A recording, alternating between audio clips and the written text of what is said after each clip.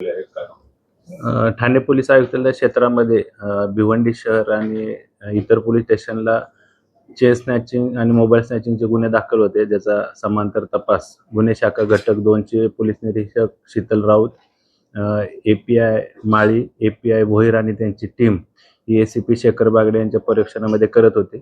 त्यामध्ये रवींद्र भोसले राहणार नारपोली भिवंडी हा आरोपी निष्पन्न झाला. त्याला ताब्यामध्ये घेऊन त्याच्याकडून एकूण 16 गुन्हे उघडकीस आलेले आहेत. त्याच्यामध्ये 13 चेन स्नॅचिंग आहेत आणि 3 मोबाईल स्नॅचिंग. असं त्याच्याकडून एकूण 156 ग्रॅम सोन्या चांदीचे दागिने, त्याचबरोबर 21 मोबाईल असा जवळपास 8.5 लाखाचा मुद्देमाल जप्त करण्यात आलेला आहे.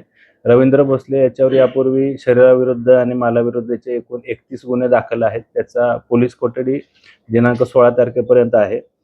सदर गुन्ह्याचा तपास सुरू असून त्याच्यामध्ये अजून त्याचे कोण साथीदार आहेत का किंवा त्यानं हे सदरचं सोनं कोणाला अजून विकलं आहे का, त्याबद्दल देखील अधिक तपास गुन्हे शाखेचं घटक 2 चे पोलीस अधिकारी करत आहेत. काही चालत जाऊन चेन स्नॅचिंग करणे किंवा सोनचाकळी जबरीने चोरून नेणे अशी त्याची मोडस आहे. गुन्हे शाखेचं पथक तपास करत आहे. दाखल आहे ज्याच्यामध्ये त्याच्याविरुद्ध मालमत्तेविषयी चोरी, जबरी चोरी, घरफोडी आणि मारामारीच्या असे काही गुन्हे, शरीराविरुद्धचे देखील गुन्हे दाखल आहेत.